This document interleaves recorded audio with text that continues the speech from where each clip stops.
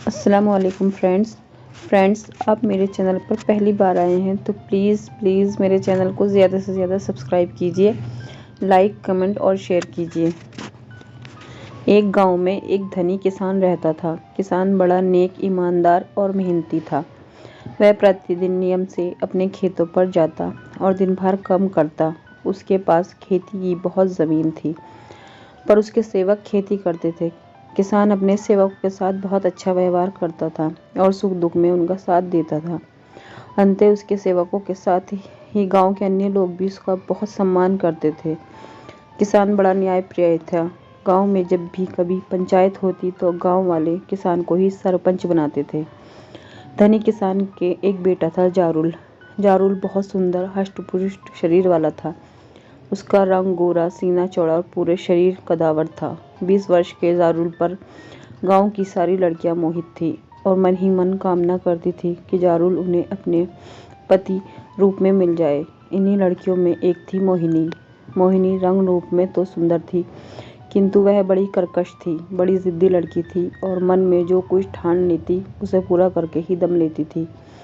मोहिनी कई साल से जारुल पर डोले डाल रही थी, लेकिन जारुल इतना पत्थर दिल था कि उसने मोहिनी की ओर कभी आंखें उठाकर नहीं देखा। मोहिनी तो मोहिनी, जारुल गांव की किसी लड़की पर ध्यान नहीं देता था। उसे एक सुंदर, शीलवान लड़की की तलाश थी जो इस गांव में नहीं थी। जारुल को विश्वास था कि उसकी भेंट उसके सपनों की रानी से कभी न कभी अवश्य होगी। मोहिनी जारुल की दीवानी थी। वह किसी तरह जारुल को पा लेना चाहती थी। इसके लिए वह सब कुछ करने को तैयार थी, पर उसने पहले अपनी आंखों से मादक प्यार छिड़काकर जारुल को अपनी ओर आकर्षित करने का प्रयास किया, किंतु जारुल ने उस पर ध्यान नहीं दिया। इसके बाद उसने अपनी सहेलियों से जारुल के पास प्रेम के संदेश भेजे और उससे एकांत में मिलने की इच्छा प्रकट की। जारुल ने मोहिनी की सहेलियों की बातें बड़े ध्यान से सुनी, लेकिन उससे मिलने से स्पष्ट इनकार कर दिया। मोहिनी ने जारुल को लुभाने और उसे अपने प्यार में फंसाने के लिए किसी प्रकार से बहुत प्रयास किए, किंतु उसके सभी प्रयास असफल रहे। एक बार तो मोहिनी ने हद कर दी।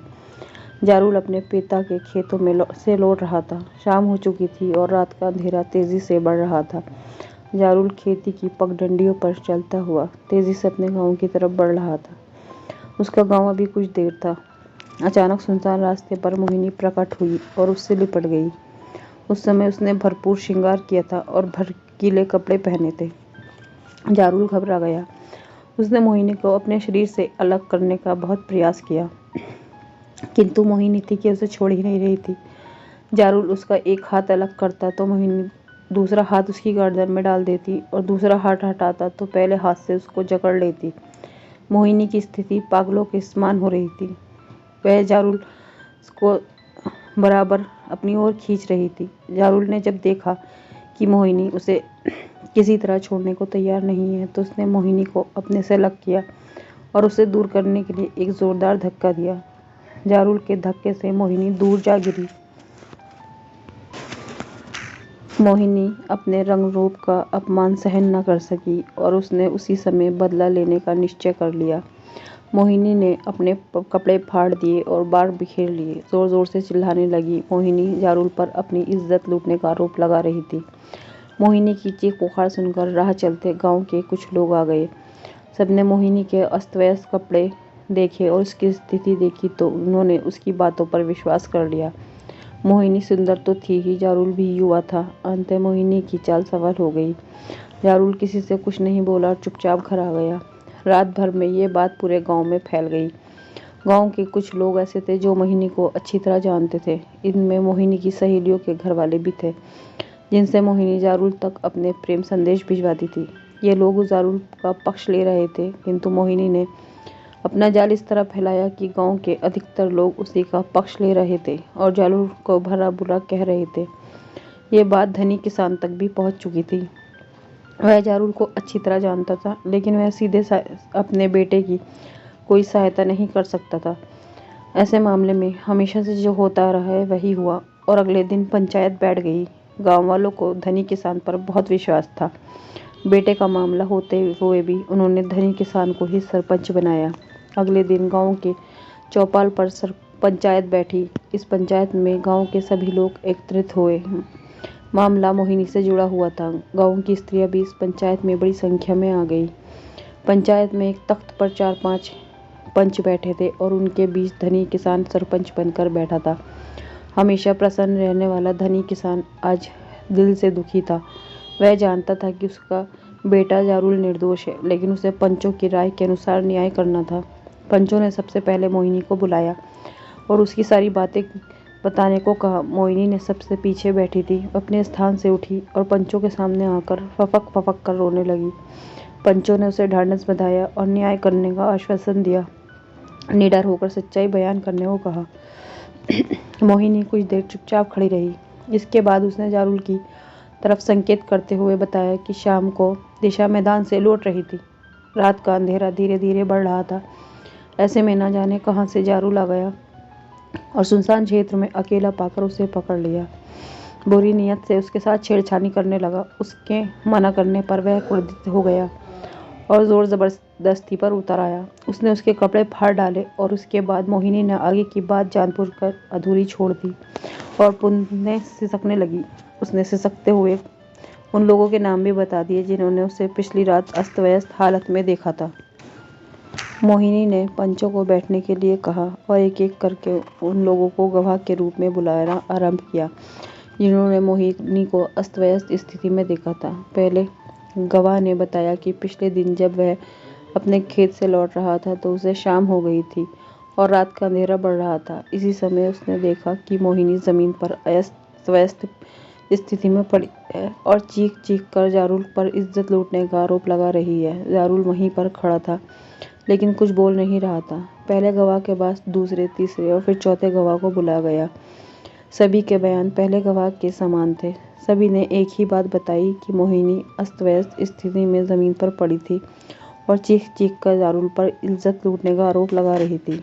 अंत में जारुल को बुलाया गया। वह अधिक कुछ नहीं बोला। उसने बस इतना कहा कि मोहिनी उसके पीछे बहुत दिनों से पड़ी थी। उस दिन मोहिनी सभी हदें पार करते हुए उससे लिपट गई। इस पर उसने उसे धक्का देकर अपने से अलग कर दिया। इसके बाद मोहिनी ने अपने कपड़े फाड़ डाले, बाल बिखेर लिए और चिल्लाने लगी। मोहिनी की बात 2-4 लोगों ने गवाही दे दी, लेकिन जारुल को ऐसा करते हुए किसी ने नहीं देखा था। उसकी बात सच साबित करने वाला एक भी गवाह नहीं था। जारुल ने अपनी बात भी इस ढंग से कही थी कि पंचों को उस पर विश्वास नहीं हो रहा था। दूसरी तरफ मोहिनी की बातों में पंचों को सच्चाई दिखाई दे रही थी। मोहिनी ने झूठा आरोप लगाकर उसे गांव से निकलवाया था। मोहिनी समझती थी कि उसके आरोप से पंचायत उसका पक्ष लेगी और जारुल से उसका विवाह करवा देगी, लेकिन सब कुछ उल्टा हो गया। जारुल उसके साथ ही पूरे गांव को छोड़कर चला गया। जारुल बहुत दुखी था। निरपराध होते हुए भी उसे गांव से निकाला गया था। वह भूखा प्यासा कहीं दिन तक, कहीं रात चलता रहा। जारुल अपने गांव से बहुत दूर चला गया था। उसे अपने पिता गांव के धनी किसान से कोई लगाव नहीं रहा था। उन्होंने भी उसके साथ न्याय नहीं किया था। कई दिन यात्रा करने के बाद जारुल एक सुबह एक नदी के किनारे आ पहुंचा। जंगल के बीच बहने वाली इस नदी के किनारे चट्टान वाले थे और आसपास बहुत से फलदार वृक्ष थे।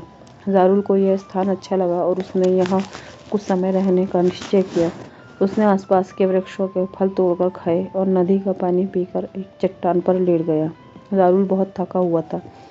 लेटते ही उसे नींद आ गई। जारुल कब सोता रहा इसको उसे पता ही नहीं चला, लेकिन जब उसकी आँख खुली तो शाम हो चुकी थी। रात का अंधेरा तेजी से बढ़ रहा था। जारुल उठकर बैठ गया और उसने सुस्ती दूर करने के लिए दोनों हाथ ऊपर उठाकर जोरदार रंगड़ाई ली। दिन भर सोने के कारण उसकी थकान उतर गई थी और अब उसको तरोताज़ा अनुभव कर रहा था। जारुल से कुछ दूरी पर खड़ी एक दानवी उसे बड़े ध्यान से देख रही थी। दानवी का शरीर एक बड़े वृक्ष जैसा था और बहुत कुरूप थी। उसका पति एक लंबे समय के लिए बाहर गया हुआ था। उस दानवी को एक पुरुष की तलाश थी। ऐसे में जारुल को देखकर उसकी आंखों में चमक आ गई। दानवी बहुत बुद्धिमान थी। वह अच्छी तरह जानती थी कि एक कुरूप और विशालकाय दानवी को कोई प्यार नहीं करेगा। यह भी संभव था कि उसका रूप और विशाल आकार देखकर सामने वाला पुरुष भयभीत हो जाए और भय से उसके प्राण निकल जाए। दानवी ने इस विषय में बहुत सोचा। अचानक उसके दिमाग में एक योजना आई।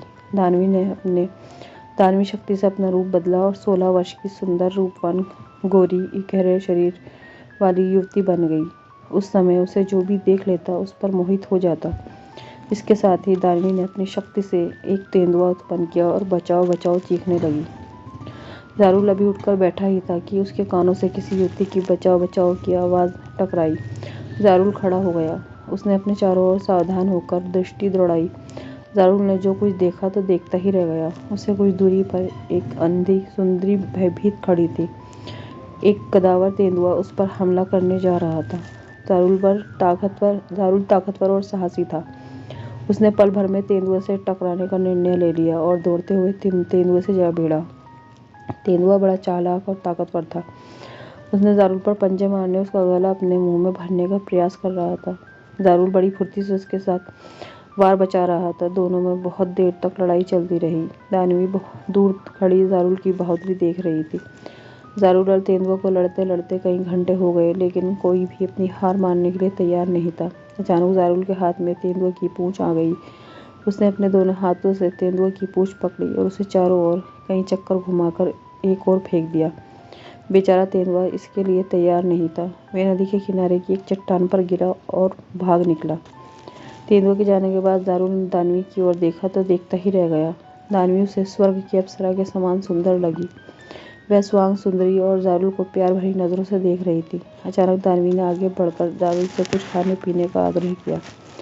ज़ारुल ने मुस्कुराते हुए सिर हिलाकर अपनी स्वीकृति दे दी। दानवी ने ज़ारुल का हाथ पकड़ा और उसे लेकर अपनी गुफा में आ गई। यह एक प्राकृतिक गुफा थी जो भीतर से बहुत साफ और आरामदायक थी। दानवी ने ज़ारुल को पत्थर की शिला पर बैठाया, पत्ते पर रखकर अनेक स्वादिष्ट व्यंजन ले आई। ज़ारुल को यह सब कुछ बहुत अच्छा लगा, किंतु उसने इस बात पर ध्यान नहीं दिया कि इस जंगली गुफा में इतने शानदार स्वादिष्ट व्यंजन कहाँ से आए। वास्तव में ये व्यंजन दानवी ने अपनी दानवी शक्ति से मंगाए थे। ज़ारुल के आग्रह पर दानवी ने भी खाने पीने में उसका साथ दिया। इसके बाद दोनों में प्रेम भारी बातें शुरू हो गई। बातें करते करते कब रात हो गई इसका उन्हें पता ही न चला। रात में दोनों ने फिर थोड़ा भोजन किया और उसी चट्टान पर लेट गए। अगले दिन प्रातःकाल जब ज़ारुल सोकर उठा तो उसका शरीर काफ़ी थका हुआ था। उसे दानवी से बहुत मिलकर खुशी हुई थी। दानवी उससे पहले उठ गई थी और पास ही खड़ी उसे प्यार से देख रही थी। ज़ारुल ने उसे संकेत से अपने पास बुलाया और लिटा लिया। दानवी शर्माती हुई उसकी गोद में आ गई। इस समय उसे देखकर कोई कल्पना नहीं कर सकता था कि ये एक खूंखार बदसूरत दानवी है। ज़ारुल और दानवी बहुत खुश थे। वे दिन में जंगल में इधर उधर घूमते, रात में जीवन के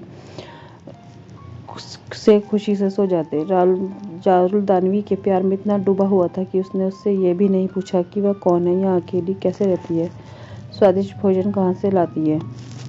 ज़ारुल और दानवी दोनों सूरज निकलने के बाद देर से उठते। दानवी हमेशा ज़ारुल से पहले उठ जाती। वह थोड़ा सा श्रृंगार करने के बाद ज़ारुल को उठाती। कभी कभी ज़ारुल अपने आप ही उठ जाता, लेकिन ज़ारुल हमेशा दानवी के बाद ही सोकर उठता था। इसके बाद दोनों थोड़ा बहुत खाते पीते और खुले जंगल में आ जाते। इस जंगल में बहुत से प्राकृतिक गुफाएं, पर्वत, झरने और तरह तरह के पशु पक्षी और फल वाले वृक्ष थे। दोनों जंगल की सैर करते, किसी झरने अथवा नदी में नहाते, वृक्षों के फल खाते और रात का अंधेरा होने से पहले ही अपनी गुफा में लौट आते। उसके बाद दोनों अपनी गुफा के अंदर सो जाते। धीरे धीरे कई महीने बीत गए। ज़ारुल और दानवी बहुत खुश थे। ज़ारुल ने तो कभी कल्पना भी नहीं की थी कि गाँव छोड़ने के बाद उसकी भेंट इतनी सुंदर युवती से होगी और उससे इतना प्यार हो जाएगा। ज़ारुल का मन इस सुनसान जंगल में पूरी तरह लग गया था। अब वह यहाँ से कहीं जाना पसंद नहीं करता था। अचानक एक दिन अर्धरात्रि के समय दानव प्रकट हुआ और गुफा के द्वार पर खड़ा होकर दहाड़ा। ज़ारुल और दानवी दोनों सो रहे थे। दानव की आवाज़ से ज़ारुल की नींद तो नहीं टूटी, लेकिन दानवी घबराकर उठ बैठी।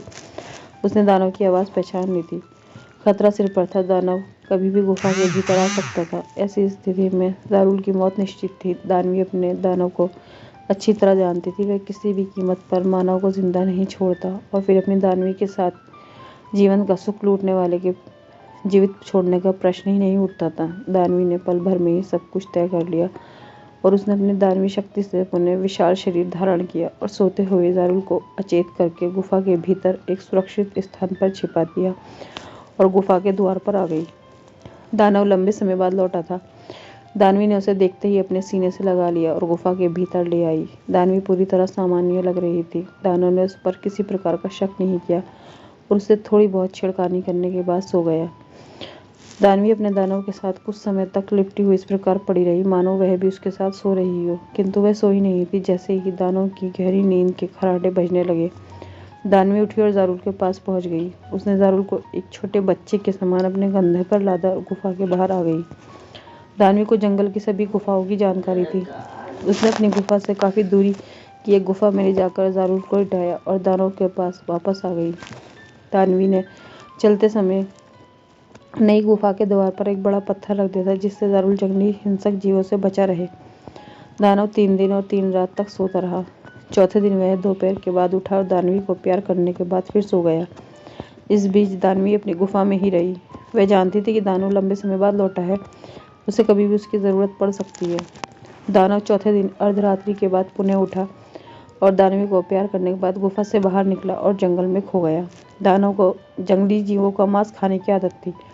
धीरे धीरे दानव का पहले जैसा क्रम बन गया। वह अर्धरात्रि के उस पहले गुफा से निकलता और वन्य जीवों को मारता खाता और प्रातःकाल अपनी गुफा में आकर सो जाता और रात तक सोता रहता। कभी कभी वह दिन में भी उठ जाता और दानवी को प्यार करता।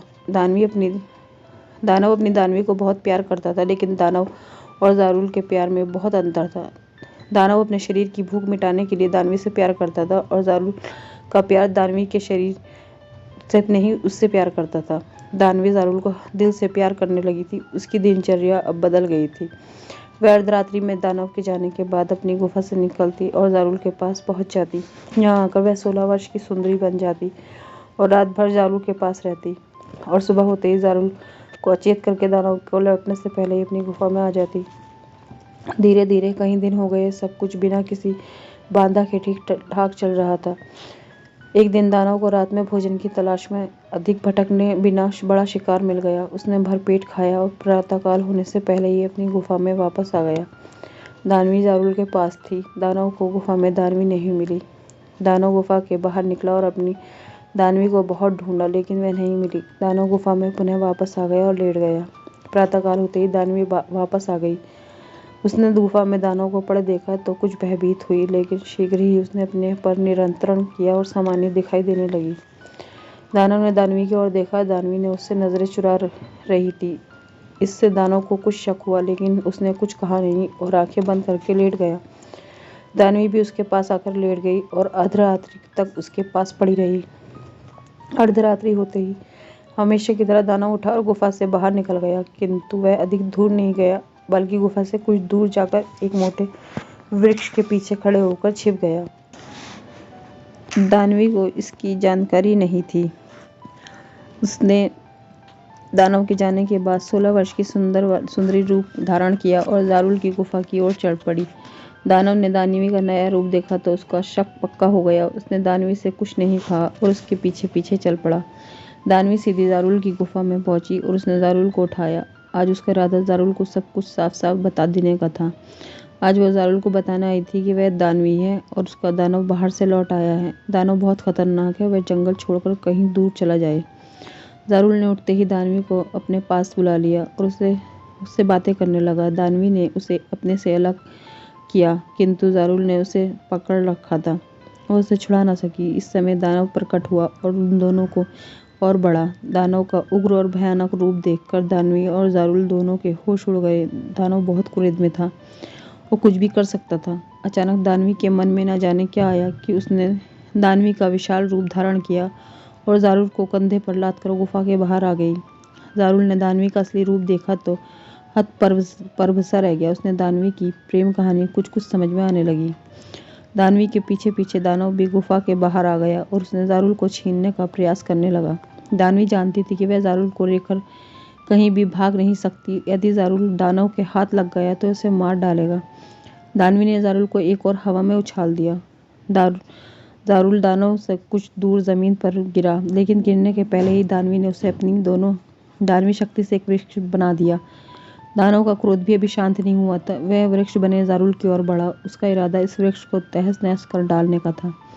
दानवी ने दानव को वृक्ष की ओर बढ़ते देखा तो उसके पैर पकड़ लिए और गिड़गिड़ाने लगी। दानव अपनी दानवी को बहुत प्यार करता था।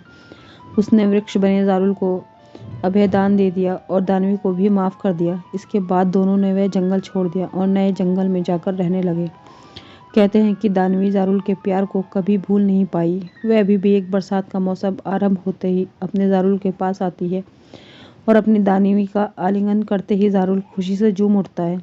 जारुल के वृक्ष पर जून जुलाई के महीने में खिलने वाले बैंगनी पन्नी लाल रंग के फूल जारुल की खुशी से प्रतीक होते हैं।